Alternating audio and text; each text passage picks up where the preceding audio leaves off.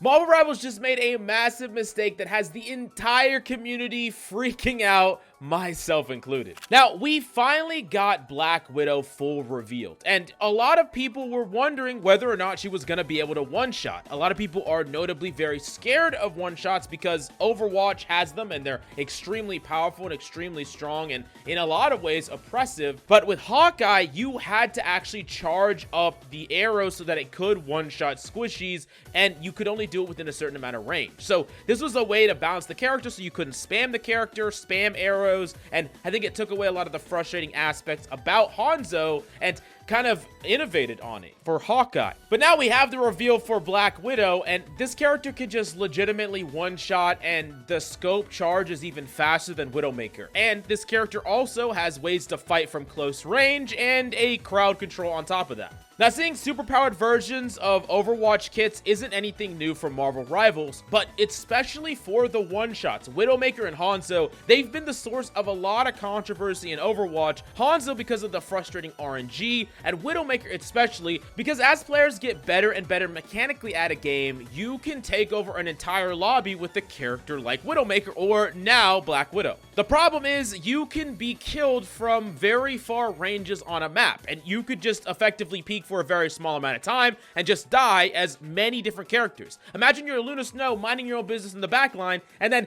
you just die to someone that is super far away from you. You can't interact with at all. And you might say, oh, this is my fault, I peeked. Well, you gotta peek eventually, and you could say, well, I should be able to pressure that character, and this can be true, but Black Widow can also get a lot of support from their team, and this is one of the problems that we see in Overwatch is the Widowmaker can get too much value on certain maps too quickly for you to interact with. But of course, as the rank and mechanical skill goes down, these problems don't exist. Only when players get to a certain mechanical threshold do you run into some of these problems. And while I do think there are ways to balance Widowmaker and make her more balanced in Overwatch, I thought that they were going to avoid this problem entirely for Marvel Rivals. But with this character dropping, everyone is freaking out, because it's like, hey, they didn't learn from the problems that Overwatch faced. We're running right into them. That being said, I think some reactions are a bit overblown and some are justified. So let's talk about the overblown stuff. For one, there are more dynamic ways to deal with a character like this than there ever has been in Overwatch. I mean, we have a crazy amount of characters, a lot of mobility, a lot of divers. There's a lot of ways to combat a character like this. There's a lot of mid-range damage dealers. There's a lot of tanks with mobility.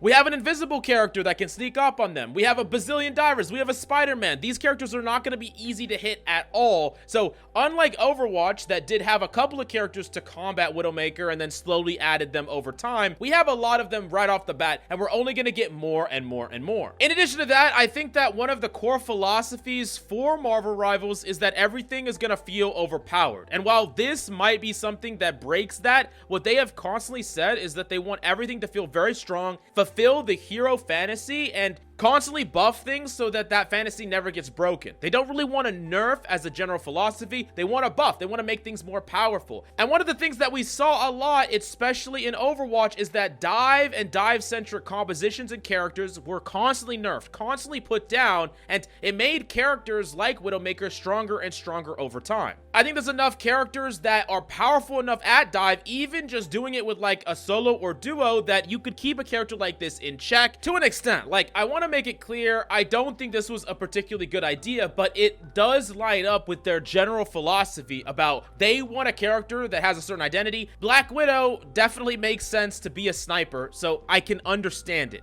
But that being said, I do think that this is the time to not like raise pitchforks or get mad. It's the time to create a dialogue. And I want to explain why exactly I think they should remove this one shot from Black Widow or put in some sort of requirement similar to Hawkeye so that it's not a character that can just take an angle instantly and kill someone out of nowhere. I don't think that that is healthy for a game like Marvel Rivals that has a generally slower time to kill. Being able to eliminate someone that doesn't really make a mistake as much as makes a quote-unquote positional error, but you have to make a positional error quote-unquote at some point it isn't fun to be a support that is just gonna get punished for immediately peeking an enemy, and players will get that good at this character to be able to do that. And in the higher ranks, this could be a problem that is really frustrating to deal with, where a Black Widow is legitimately taking over a lobby. We call it in Overwatch as the server admin. We will be seeing that with a character like this. I'm not saying that there aren't counters, but I look at the roster of heroes and I look at how many characters just can fold to a specific DPS like this. Like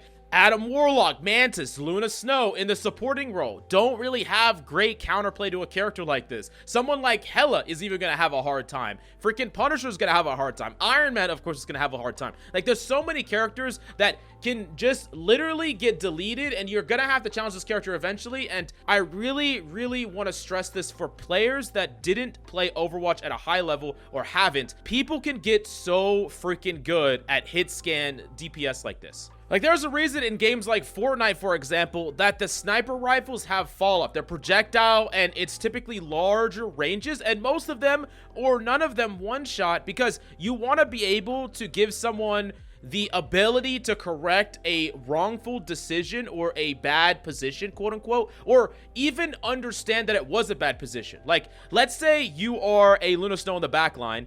A Black Widow walks out of spawn, takes an off angle, and just kills you right away. What did you learn from that? Oh, I should have been waiting for them. I should have been watching. I should have been aware. These are things that don't really lead to fun outcomes or outcomes that I think people learn from. But if you, boom, take a headshot, now you're down to 1 HP, you're like, wow, I should have been more aware there. I'm going to reposition right away. Or maybe you get down to 1 HP and you're like, wow, I should have been playing right next to a piece of cover. I should have positioned better because then I could have got behind cover before someone finished me off. Basically, while I 100% agree with the idea of making sure that people can live the hero fantasy and making sure that characters feel powerful, I'm not entirely sure that a character like this doesn't deny the hero fantasy for others and makes a really unfun experience at some points with some players that can play this character at a high level. Now, for most players, though, it's not going to be that big of a deal. And I do think that Marvel Rivals should be a casual game first. It should be a game that people enjoy first. And I also think that Marvel Rivals has given players tools to deal with a character like this. So until we actually are grinding the reps, we won't know just how big this problem is. But I do think that it's something that a lot of people are rightfully concerned about because it's been such an active problem for so long in Overwatch that has been almost completely ignored by Blizzard. I mean, raid boss server admins have been something